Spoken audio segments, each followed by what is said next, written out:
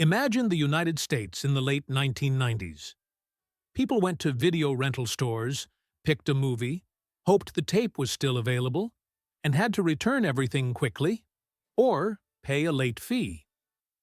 That was the world dominated by a giant called Blockbuster. Now, cut to California, 1997. That's where two entrepreneurs were about to change forever the way the world consumed movies. On one side, Reed Hastings, a mathematician, programmer, and entrepreneur. On the other, Marc Randolph, a marketing and sales expert. They didn't own a video rental store. They didn't have locations spread across the country. But they had a simple and bold idea. What if people could rent movies online and have them delivered to their homes? At the time, that idea sounded almost absurd. The internet was still in its early days, streaming didn't exist, and DVDs were just beginning to replace VHS tapes. Even so, they bet on it. Netflix was born. In the beginning, the model was simple. The customer chose a movie on the website. Netflix mailed the DVD, and it was returned the same way. No physical stores, no lines, no relying on the inventory of the local rental shop. And most importantly, no late fees. That was a direct hit to the heart of Blockbuster. While big rental chains invested in massive stores and extra fees, Netflix invested in convenience, technology, and freedom for the customer. At that moment, no one imagined that this small company, founded in 1997, would become one of the largest entertainment platforms in the world. But right there, in that first step against traditional video stores, the revolution had already begun. Reed Hastings was born in 1960 in the United States. From an early age, his profile was clear: less emotion, more logic. He earned a degree in mathematics and later dove deep into computer science. While many dreamed of becoming artists or executives, Reed wanted to solve complex problems. But the most interesting part is that he was never the eccentric Silicon Valley genius. Reed was calm, methodical, and extremely curious about how systems work, especially systems made up of people. Before Netflix existed, there was pure software. Reed founded the company focused on tools for developers. He wasn't trying to change the world, he was simply creating something useful, and doing it very well. The result? In the late 1990s, pure software was sold for about $750 million. Before turning 40, Reed Hastings was already a multimillionaire. He could have stopped there, but it was exactly at that moment, through a mistake, that an idea was born. Legend has it that Reed rented a movie, returned it late, and received what he considered an absurd late fee. It didn't just make him angry, it made him think. Why does the system need to punish the customer? What if the model itself is wrong? From that question came a simple but powerful idea. What if renting movies was subscription-based, with no late fees?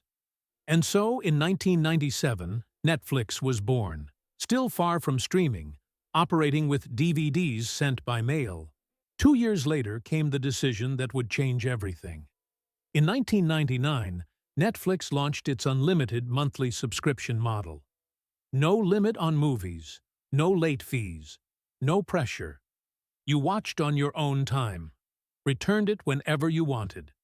This completely broke the logic of traditional rental stores, which made money precisely from penalties and delays. While they profited from customer mistakes, Netflix profited from customer satisfaction. The big chains ignored it. Some laughed. Others thought it was just a fad. But the public understood quickly. For the first time, customers weren't punished for loving movies. They were rewarded. The result? Netflix began growing rapidly across the United States. Each new subscriber was someone who never wanted to step into a video rental store again. The DVD era wasn't just the beginning of Netflix, It proved that the business model matters just as much as the product. Before dominating streaming, Netflix first had to win a silent battle, changing how people related to entertainment. If you're enjoying this, subscribe to the channel, like the video, and turn on notifications. This shows YouTube that this content is worth sharing and motivates me to bring you even more videos. In 2007, Netflix made a decision that seemed absurd. It chose to abandon its own success, to bet on something almost no one was using. The internet still buffered. Videos loaded in low quality. And even so, Netflix moved forward. By 2006, Netflix was a DVD machine, millions of subscribers, fast growth, a winning business model. But Reed Hastings saw something few others did. The DVD had an expiration date. The question wasn't if streaming would arrive, it was when. And when it did, those who weren't prepared would be left behind. In 2007, Netflix officially launched its online streaming service. No massive catalog, no new releases. Users could watch a limited number of titles directly on their computers, without downloading anything. To many, it felt more like an experiment than a finished product. But for Netflix, it was the beginning of everything. While the audience saw few movies, Netflix invested heavily behind the scenes.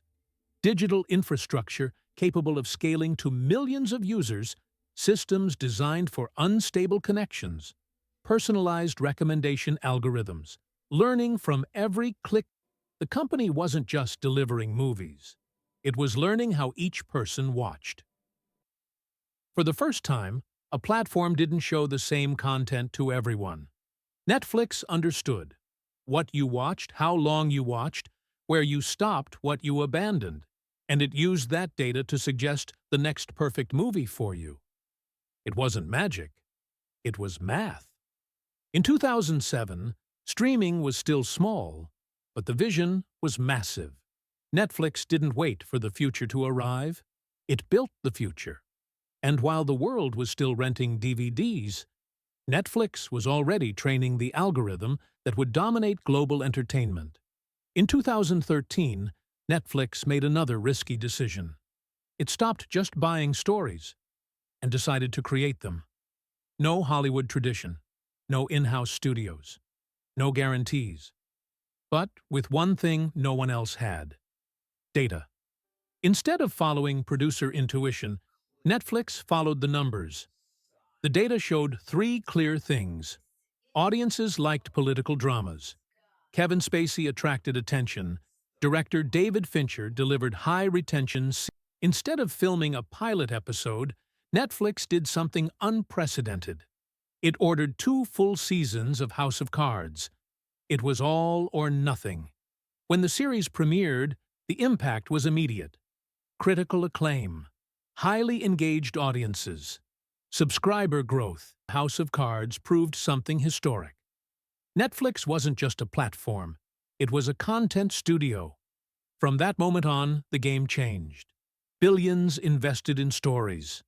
After the success, Netflix accelerated, investing billions in original series, exclusive films, award-winning documentaries, not to compete with traditional TV, but to replace it.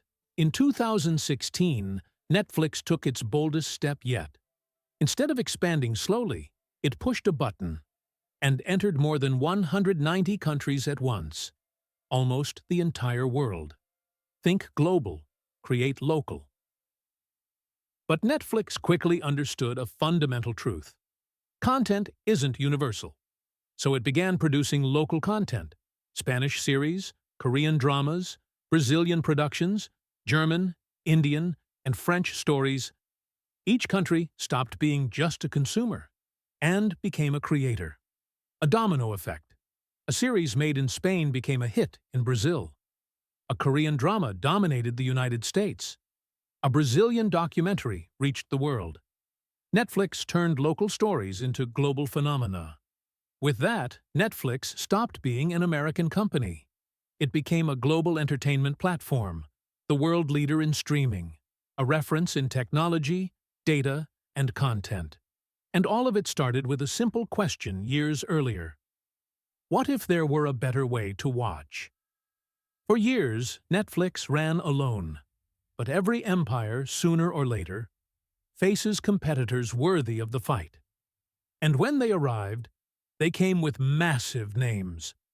Between 2020 and 2022, the landscape changed completely.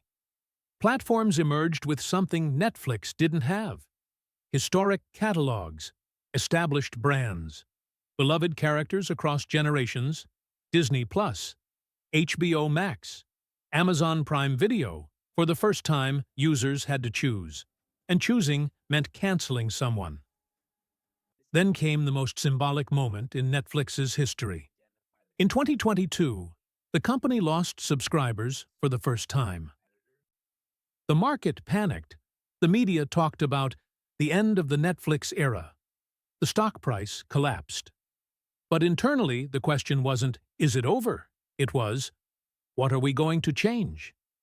The answer came quickly and controversially. Netflix launched cheaper plans with ads, stricter rules against password sharing, unpopular moves, but necessary. It was the price of maturing in a market that was now crowded. Netflix understood something fundamental. Growing forever isn't guaranteed, but adapting is mandatory. And it did what it has always done best: use data to correct its course. Today, Netflix is no longer just a movie app. It operates as a streaming platform present in almost every country, a production studio creating original stories, a technology company driven by data and algorithms, all of this working at the same time. The power of global content. Netflix continues betting on stories from all over the world. Language is no longer a barrier. Culture has become an advantage. A series made in one country can move millions in another. And that's no accident. It's strategy. Netflix has already faced TV. Now it faces giants. But its greatest advantage was never the catalog, not the price, not the technology alone. It was the ability to change before being forced to. While the world changes, Netflix changes with it. And that's why, even surrounded by competitors, it still sets the pace for global entertainment.